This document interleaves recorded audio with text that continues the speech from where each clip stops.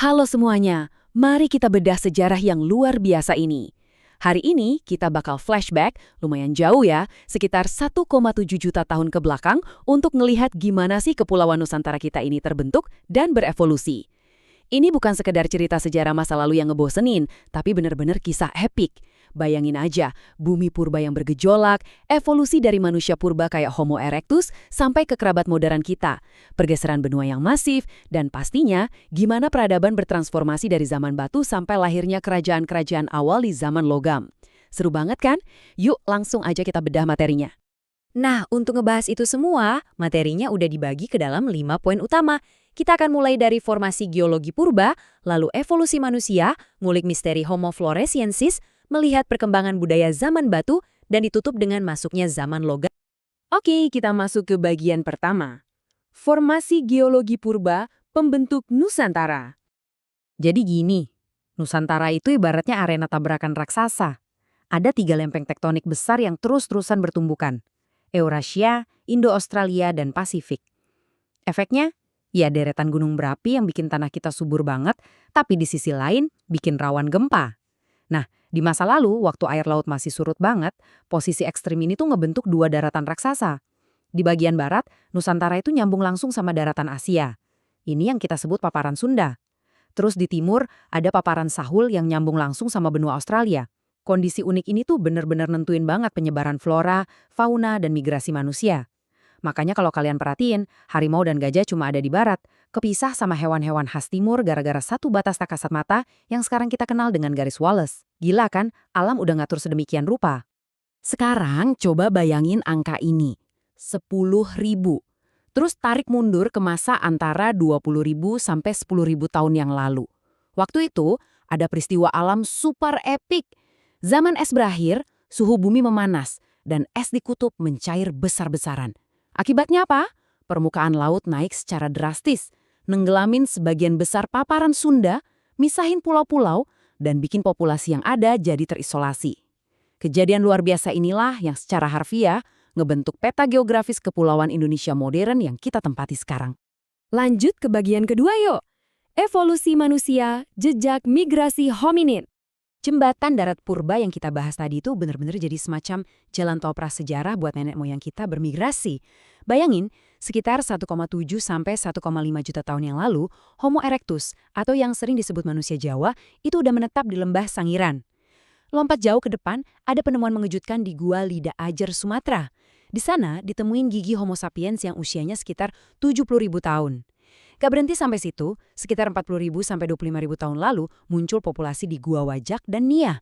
Mereka ini punya ciri fisik Australo-Melanesoid yang pada dasarnya adalah nenek moyang langsung dari saudara-saudara kita dari ras Melanesia di wilayah timur Indonesia sekarang. Ini bukti nyata betapa panjang dan kayanya sejarah migrasi manusia di wilayah kita. Ngomong-ngomong soal Sangiran, ada satu detail kecil tapi bener-bener bikin merinding. Para ilmuwan nemuin loka bekas sayatan di tulang mamalia purba dari 1,5 juta tahun yang lalu. Yang bikin ini spesial, luka ini dibuat pakai alat dari cangkang kerang yang sengaja ditajamkan. Ini bukan sekedar fosil biasa loh, ini adalah bukti paling tua di seluruh dunia tentang penggunaan alat potong dari cangkang kerang oleh hominid purba.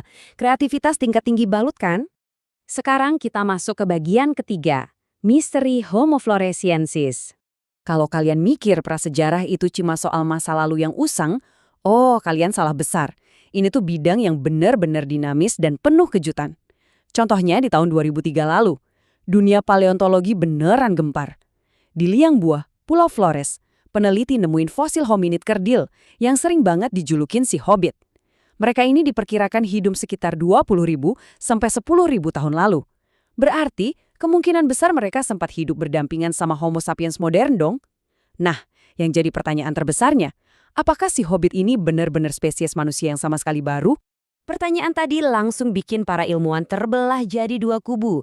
Teori pertama, yang didukung tokoh seperti Dean Falk, sangat yakin kalau manusia Flores ini emang spesies primitif dari genus Homo yang berevolusi terpisah dan ukurannya jadi kecil.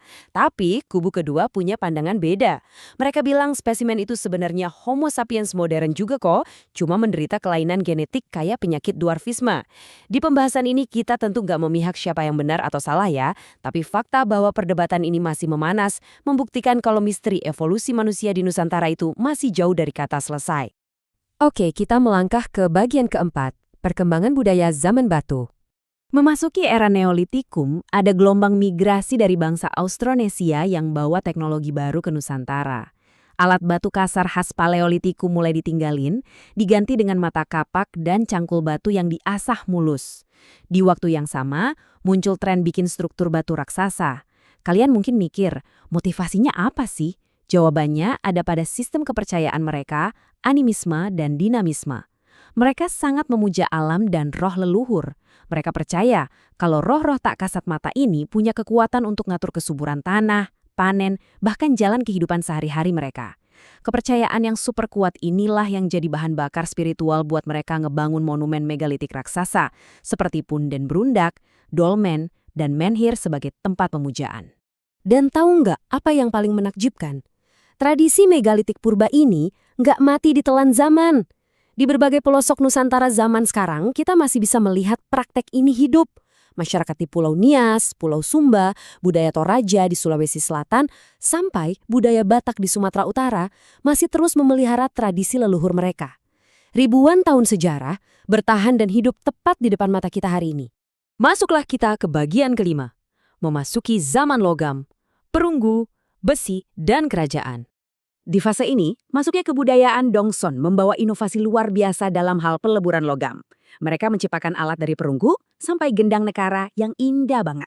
Ini beneran memicu lompatan peradaban. Coba kita amati pola evolusi sosialnya.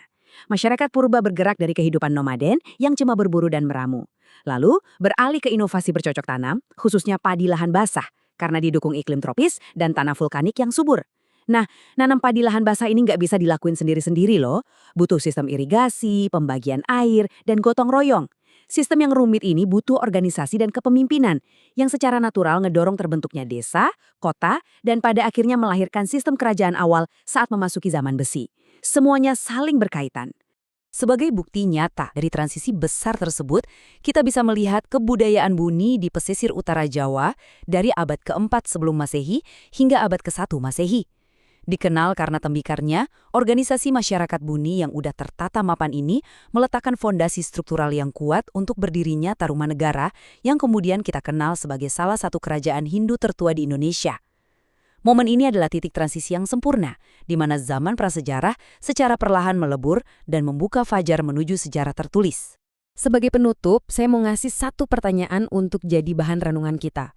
Kita udah menelusuri perjalanan epik sepanjang 1,7 juta tahun, mulai dari pergeseran lempeng benua, inovasi alat potong dari cangkang kerang, sampai masyarakat agraris yang super kompleks. Pertanyaannya, seberapa dalam sih akar animisme purba dan tradisi batu raksasa tadi masih bergema di dalam rutinitas, budaya, dan identitas kita sebagai masyarakat Indonesia modern hari ini? Coba deh perhatiin sekeliling kalian. Terima kasih banyak udah ikut membedah materi ini bareng saya, dan sampai jumpa di pembahasan luar biasa selanjutnya.